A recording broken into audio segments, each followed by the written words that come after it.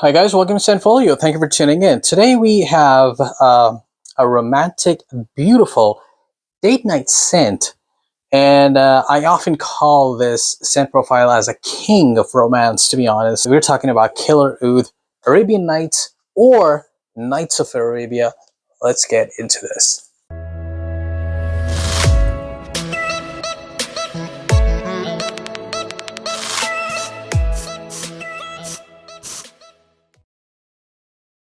Nice presentation box, pretty standard how the Killer Oud series by Paris Corner, how they do it. Got some nice red toned box here, bit of details here on the back. So this is again from the Killer Oud series, and this is also known as Nights of Arabia or the Arabian Night. Just double check because different discounters have different labels and different titles on this guy. This pops out just like that, and this lipsticky red kind of a painted bottle here is what it is.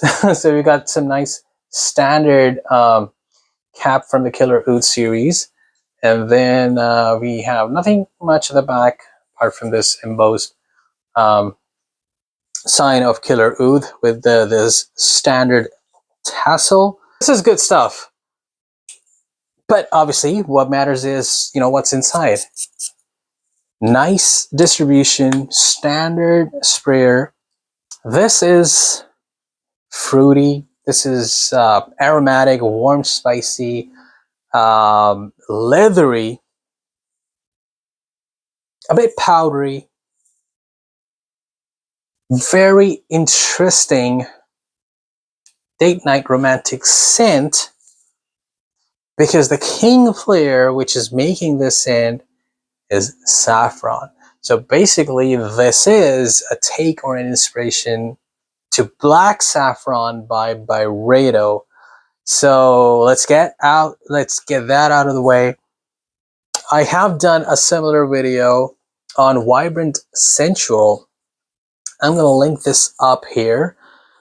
Make sure you watch that video because there's all the good stuff said about that scent, as it's also inspiring. Yes, it's also an inspiration of Black Saffron. So majority of the stuff, the main contents of that guy and this guy, because these both are pretty much next to next similar. I won't be talking about the similarities, to be honest. Whatever's in that video is applicable to this guy as well. And it's been, it's validated and it's, wedded and authentic as I'm telling you. But what we can do is we can speak about a bit of a differences that this one has as compared to the Vibrant Saffron from Paris Corner. That is also from Paris Corner. I have no idea why they want to, clone the same fragrance in their two different lines.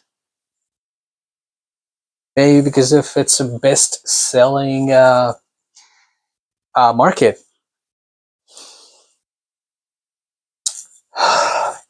This is high on saffron, to be honest, as compared to that guy. That is more balanced.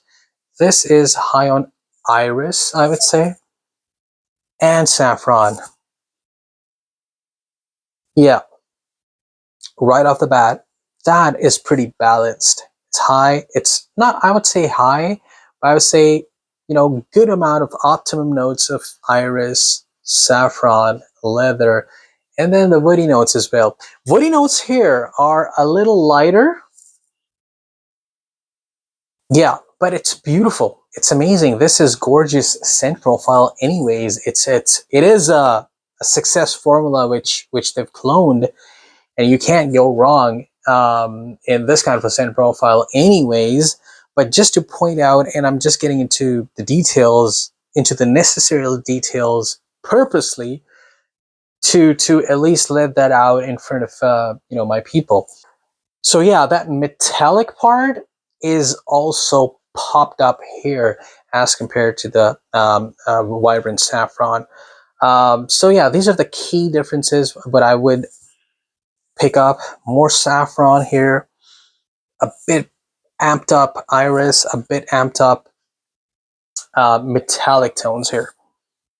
So pretty much the same thing. Right on top, we got saffron, we got juniper berries here, and we got good amount of Chinese grapefruit, which is amazing. I mean, that's killing, or you know, putting the sweetness down from the floral of you know, saffron and juniper berries. So a balanced opening here. So not too sweet and not too, I mean, enough to keep you interested, to make the scent profile more interesting and alluring.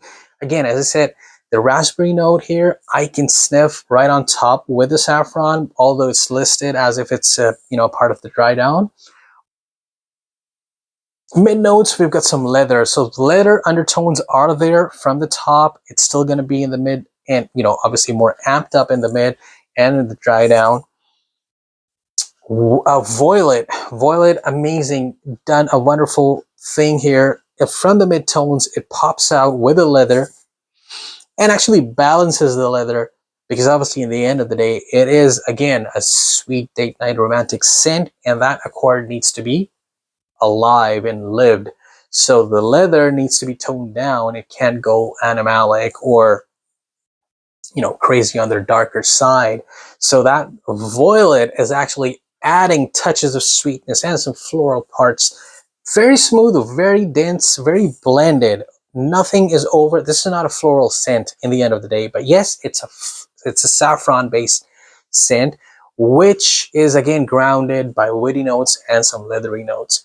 So nothing is, you know, taking a lead over here, to be honest. But yeah, I would consider this as a saffron based scent. Cashmere, and they've added a bit of a vetiver at the same time in the base note, just to keep that earthiness, that density alive, which actually is the need of the time, because it's a magical dry down. The dry down is really amazing, to be honest. I mean, even the pop, even the opening, the mid, everything is beautiful about this scent. There is no, you know, ifs and buts or no doubts about the scent. I think this is, if I have to choose three most picked up, or three, one of my favorites from the Killer Oud line, this would be in the top 3. I will be making a video of this coming up shortly, because I have tons of, you know, killer ouds that I gotta, you know, knock out in the videos. So yeah, I will be definitely in the top 3. This will be standing high. Longevity wise, this is no brainer. This is a partner, I would say.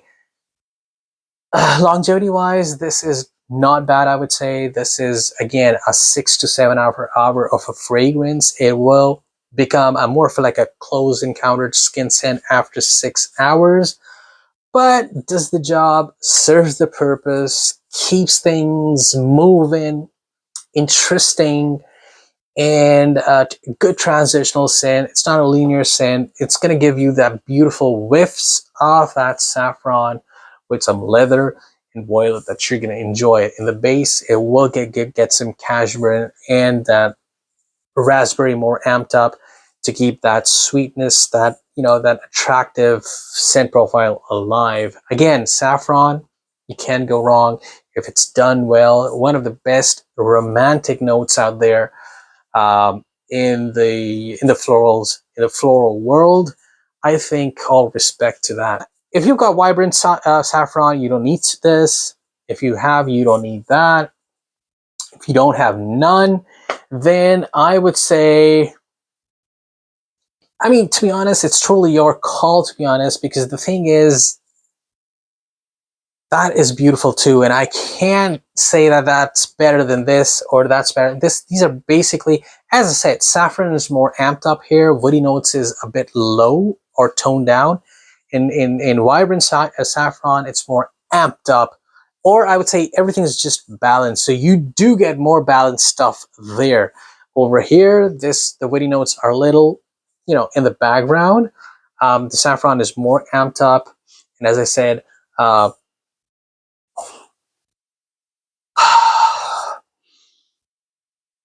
the raspberry and juniper berries are actually more amped up in here.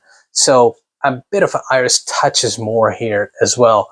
So but yeah, the difference between this and Vibrant Saffron would be 5-10, max 5-10% of a difference, and that's it really. So it depends what kind of mood you're in. I think this will be more.